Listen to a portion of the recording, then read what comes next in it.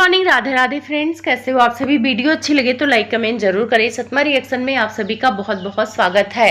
तो जैसे लोटा भौजी कह रही थी कि कंटेंट की कमी हो जाती है तो लोग निगेटिव कमेंट्स लाइक करते हैं, वैसे जब कंटेंट की कमी हो जाती है तो लोटा भौजी के जो सैया जी हैं वो ज्ञानी बाबा बनकर आ जाते हैं। तो कुछ ज्ञान की बातें वो बताकर ऑडियंस को चले जाते हैं। तो हाँ, ज्ञानी बाबा का अवतार लिया है और लोभ और चाहत के बारे में बताया है। क्या छोटा बेटा सन्यासी और बड़ा बेटा ज्ञानी बाबा बन गए हैं? क्या माता जी का चेहरा सबके सामने है या उनके चेहरे के पीछे कुछ राज अभी भी छुपे हुए हैं? सावन में क्या इस फैमिली का महामिलन होने वाला है? क्या फिर से शिमला वाली कहानी यहाँ पर दोहराई जाएगी? बहुत सारी बातें हैं। अगर आप चैनल पर नए हैं तो प्लीज सब्सक्राइब कर लें। वीडियो अच्छी लगे तो लाइक कमेंट जरूर करें। तो आज शुरुआत करेंगे बड़े नवाब से। तो बड़े नवाब ने किसी के वीडियो पर टॉन्ट मारा है, तो वो किसी रिएक्शन वाली की वीडियो पर इन्होंने कल की वीडियो नहीं छापा है कि एक कमरे में रहकर कुछ नहीं होता है, हमें कमरे के बाहर निकलना चाहिए और उसके बाहर भी दुनिया है। लोभ करना कोई गलत बात नहीं है अगर आप अपने मेहनत का लोभ करते हैं, लेकिन ज्ञानी बाबा शायद आपको समझने की जरूरत है कि लोभ और मेहनत कभी साथ साथ नहीं चल सकते हैं। जिसके अंदर लोभ होता है ना, वो मेहनत चाहे कितना भी करे ना, उसको फल नहीं मिलता है। तो शायद आपका ज्ञान आपके ही जिस हिसाब से आप सोचते हो ना, उसी हिसाब से ऑडियंस को ज्ञान देके चले जाते हो।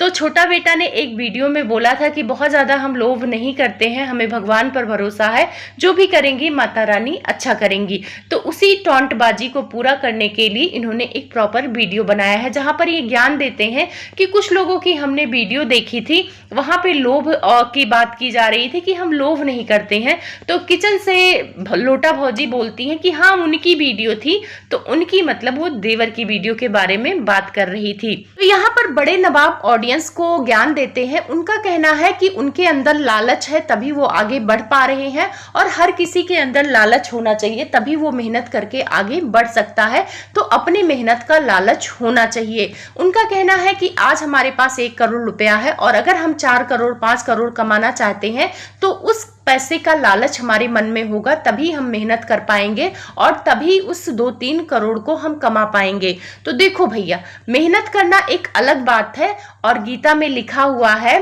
कृष्ण जी कहते हैं अर्जुन से कि अगर आप मेहनत कर रहे हो तो जब मेहनत जो करता है ना, वो फल की इच्छा नहीं करता है, वो अपनी मेहनत पर भरोसा करता है कि जो मेरी किस्मत में लिखा होगा मेरी मेहनत का हक भगवान मुझे दे देंगे, वो ये सोच के चलता है। लेकिन आप जो लालच की बात कर रहे हैं ये अलग चीज है। मान लीजिए आप मेहनत कर रहे हैं, आप किसी काम में सफल नहीं हो पा रहे हैं, जरूरी नहीं है कि आप मेहनत करें तो गारंटी है कि आप सफल ही होंगे।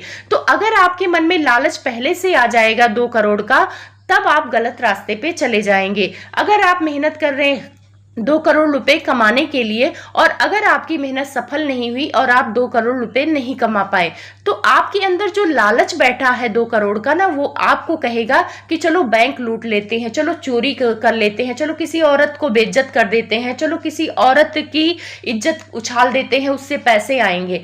तब इंसान गलत रास्ता पकड़ लेता है अगर हमारे मन में लालच हो। लेकिन हमें ये मन में तसल्ली हो, संयम हो कि ठीक है, भगवान ने जितना दिया है हमारा गुजारा हो रहा है और हम मेहनत कर रहे हैं ना ईमानदारी से, भगवान को जितना देना होगा दे देगा। तो वो इंसान सही तरीके से पैसे कमा लेता है। और जो पैसों के लालच में इतना अंधा हो जाता है कि हाँ मुझे बस पैसे कमाने हैं, जैसा कि आपने कहा है कि आपको तो है कि पैसे कमाने हैं, पैसे आने चाहिए चाहे जैसे आए, तो ये चीजें आपने एक ब्लॉग में बोला है, तो उसके लिए तो भाई आपने बहुत कुछ किया है। 1.5 साल की जो कंट्रोवर्सी हुई है, मुझे अब लग रहा है कि जो आप कह रहे थे कि लालच होना चाहिए, शायद उसी लालच के चलते आपने उस कंट्रोवर्सी में मेहनत किया। ऑडियंस को अब मेरा पॉइंट समझने की जरूरत है और ये पॉइंट मैं भैया जी के पॉइंट पर ही बोल रही हूँ। उनके कल की बातें सुन के उनके पूरे व्यक्तित्व के बारे में मुझे पता चल गया है कि वो कैसे इंसान है। उनके अंदर लालच है, पैसों की लालच है और उसको कमाने के लिए वो साम दाम दंड भेद सारी नीति अपनाते हैं और उसको मेहनत का नाम देते हैं। इन्होंने कहा है कि ये चाहते हैं कि जितनी चद्दर हो उतनी पैर ना पसारा जाए, पूरा सामियाना में पैर लपेटा जाए। तो अगर ऐसा नहीं होता तो ये कहावत नहीं बनी होती। ये कहावत जो चद्दर वाली भैया जी बनी है वो इसलिए इसीलिए बनी है कि आपके पास जितना है उसमें आपको संतुष्ट रहना चाहिए। आप दूसरे का प्राइवेट जेट देख के आप गलत रास्ते से पैसे कमाने की कोशिश ना करें। आपको अपनी मेहनत पर भरोसा रखना चाहिए। वक्त के साथ भगवान आपको देंगे। अगर आपकी किस्मत में होगा तो आपको मिलेगा और नहीं होगा तो नहीं मिलेगा। यहाँ पे मेहनत और लालच का तो कोई मतलब ही नहीं है। जहाँ पे मेहनत होती है ना, वहां पे लालच दूर दूर तक नहीं आता है। सिर्फ और सिर्फ मेहनत होती है, संयम होता है और ऊपर वाले पे भरोसा होता है। अब समझने की जरूरत है कि जो 1.5 साल की कंट्रोवर्सी चली थी उसमें भैया और भाभी ने बहुत मेहनत किया था, वास्तव में मेहनत किया था। उस बेड पे बैठ के कंट्रोवर्सी से रिलेटेड बातें करना, विक्स लगा के आंसू निकालना, भौजी ने भी बहुत मेहनत की थी क्योंकि दोनों मियां बीबी के अंदर लालच था। वैसे भौजी कल की वीडियो में ज्ञान दे रही थी भैया को कि लालच, लोभ अलग चीज है और मेहनत अलग चीज है, लेकिन वहां पे भैया उनकी बात नहीं सुनते हैं और वो बोलते हैं कि नहीं, जब तक तुम्हारे अंदर लालच नहीं होगा तब तक तुम मेहनत कर ही नहीं पाओगे, तुम पैसे कमा ही नहीं पाओगे। तो शायद जब 1.5 साल की कंट्रोवर्सी चल रही थी तब भी भैया ने भौजी को कन्विंस किया था कि तुम खूब मेहनत करो, हमारा टारगेट है कि 20 लाख कर्जा भरना है और उसके बाद डिफेंडर गाड़ी लेना है। तो डिफेंडर गाड़ी तो ये नहीं ले पाए, लेकिन प्लॉट वगैरह और गाड़ी ये ले लिए और उसी कंट्रोवर्सी के बदौलत ही इन्होंने लिया है। ये चाहे कितना भी कहे कि इनका अलग से पैसे आते हैं, ऐसे आते वैसे आते हैं, आपको भी पता है कि कहां कहां से पैसे आते हैं। इन्होंने जो कुछ भी कमाया है यूट्यूब के बदौलत ही कमाया है और चलो मीशो पे काम करते हैं तो उस पे कमाया होगा, लेकिन ज्यादा इन्होंने यूट्यूब पर कमाया है और उस कंट्रोवर्सी में ही कमाया है। इन्होंने 4 साल जितना 5 साल यूट्यूब पर काम किया, जितने पैसे 4 साल में नहीं कमाए थे उतने पैसे इन्होंने 6 महीने में कमाए हैं। तो मेहनत तो वास्तव में आपने किया भैया, क्योंकि आपके अंदर अपने मेहनत का लोभ था। लोभ था कर्जा भरना का, लोभ था लोन भरने का, और उस लोन भरने के लिए आपने मेहनत ऐसी की कि सामने वाले का नुकसान हो रहा है वो आप नहीं देखे, क्योंकि आपको अपना पैर सामियाने में लपेटना था। इसीलिए आपने अपने पत्नी को एक स्क्रिप्ट पकड़ाई कि बोलना हमारे पति हमको अपना नहीं रहे हैं। तो भौजी उस पे भी वीडियो बनाती थी कि हमारे पति तो सीमान में नहीं आ रहे हैं, उन्होंने मेरा चैनल ले लिया है, अब मैं पढ़ाई करूंगी, मैंने तो कानूनी कार्रवाई कर दिया है, खेत में जाके रोई। भौजी ने बहुत मेहनत किया क्योंकि इनके अंदर लालच था।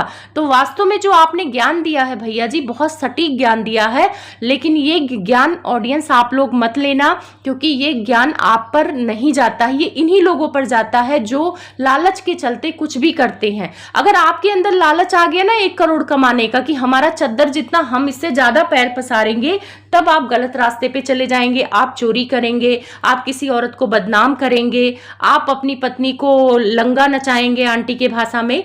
तो ये सारी चीजें करके आप पैसे कमाने लगेंगे और आप इसे क्या देंगे? मेहनत का नाम। तो ये मेहनत नहीं होता है। बाकी जो मेरी बातों से सहमत है कि मेहनत और लालच कभी साथ साथ नहीं चल सकते हैं, वो कमेंट करके बता देना।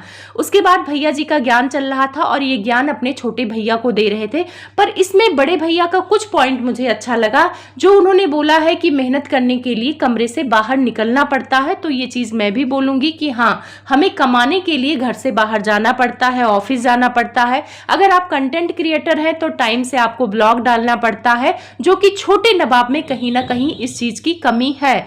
अभी देखो वो प्रॉपर ब्लॉग भी नहीं डाल पा रहे हैं, लेकिन उन्हें डालना चाहिए। देखो सोना खाना तो हर दिन करना है, लेकिन जो जिस काम से पैसे आते हैं उस काम में मेहनत करोगे तो आप तरक्की करोगे।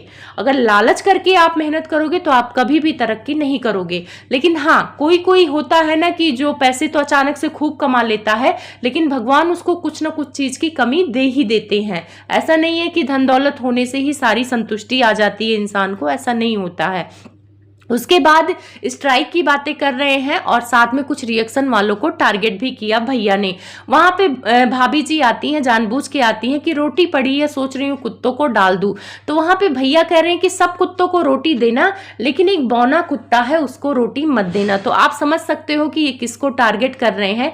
लेकिन शर्म करना चाहिए भैया कि जिसको आज आप बॉडी शेमिंग कर रहे हो, गलत बोल रहे हो, कल तक उसी का नाम लेके बोलते थे कि रिएक्शन देना हो तो इनसे सीखो, ये परफेक्ट रिएक्शन देती हैं। तो ये दोगलापन नहीं है आपका। इन लोगों की जो चापलूसी करेगा, जो इनके काम आएगा, जो इनकी बातें करेगा, वो इनके लिए परफेक्ट है, वो कुत्ता नहीं है। लेकिन जैसे ही इनके खिलाफ चले जाओगे, इनकी गलतियां बताओगे, तो वो कुत्ता बन जाएगा, इनकी नजर में ये रोटी देने लगेंगे। तो यहाँ पे बोलूंगी कि लोटा भौजी और भैया जी, पहले आप अपने घर के लोगों को रोटी दे दो, फिर बाहर के लोगों को खिलाना, क्योंकि आपके घर सब्जी बहुत कम बनती है। छोटे बच्चे को भी आप लोगों को जूठा खिलाना पड़ता है, आप लोग साफ सुथरी रोटी उसे नहीं खिला पाते हो, एक एक चम्मच हलवा अपने परिवार वालों, रिश्तेदारों को खिलाते हो। तो पहले अपने भरपेट खाना खा लो, फिर बाहर वालों को आप रोटी देना, क्योंकि आप लोग का खुद का पेट नहीं भरता है। आप लोग एक एक निवाले पर नजर रखते हो। जैसे कि कल ही लोटा भौजी कह रही थी कि इतना अचार मत देना, ज्यादा अचार मत देना, क्योंकि आप लोग तो देखते हो इनके घर चटनी कितनी थोड़ी थोड़ी बनती है, दही भी कटोरी भरकर नहीं मिलती है, थोड़ी थोड़ी दही मिलती है, थोड़े थोड़े सब्जियां मिलती हैं। तो पहले भरपेट खाना आप लोग खा लीजिएगा, फिर बाहर के लोगों को देना। उसके बाद बोल रहे थे कि ये स्ट्राइक देंगे, तो भौजी बहुत खुश हो रही थी। तो देखो, स्ट्राइक देना आपका काम है। अगर आपकी कोई चीजें यूज कर रहा है तो आप स्ट्राइक दो, उसमें हम लोग कुछ नहीं कह सकते हैं, और आप वही कर सकते हो, क्योंकि आप अपनी चीजें नहीं सुधार सकते हो, लेकिन स्ट्राइक देके लोगों को डराने का काम कर रहे हो। और लोटा भौजी फिर उसके बाद आ जाती हैं कि कुछ गुरु लोग ज्ञान देते हैं, किसी का चैनल लॉगिंग है तो उस पे से मत देना किसी को फोटो वगैरह पर। तो ये अपने देवर को टारगेट करती हैं और उनको ही बोल रही थी कि कुछ गुरु बन रहे हैं, तो आपको क्यों मिर्ची लग रही है? वो गुरु बन रहा है, उसका चैनल लॉगिंग है, तो वो बोल रहा है, उसको ये लग रहा है कि कहीं ऑडियंस गलत ना समझे कि मैं दे रहा हूं स्ट्राइक। तो वहां पे भैया जी खुले में बोल रहे हैं कि मैं तो दूंगा, मैं तो उसी के ही लॉगिंग करके चैनल से स्ट्राइक दूंगा, और मैं उसके भी फोटो और पिक्चर पे स्ट्राइक दूंगा। तो भाई ये तो जोर जबरदस्ती है। अब यहीं पे देख लो कि लोटा भौजी को क्या बोलना नहीं आता है। अब तो हर मिनट पे बोलती हैं, क्योंकि एक बार मुखौटा उतर जाता है ना, इंसान एक बार सोचता है कि हम बेपर्दा हो गए हैं, तो अब किस बात की शर्म। तो एक बार भौजी को लग रहा है कि अभी बेपर्दा तो हो ही गई हैं, अब तो लोगों को पता चल गया है कि इनको बोलना आता है, तो ये हर बात में ये टॉन्ट करती हैं देवर को। और ये पहले भी टॉन्ट करती थी, पर ऑडियंस समझ नहीं पाता था। अब यहीं पे दूसरी तरफ आ जाते हैं छोटी बहू के बारे में। क्या छोटी बहू अपने जेठ को टारगेट करती है?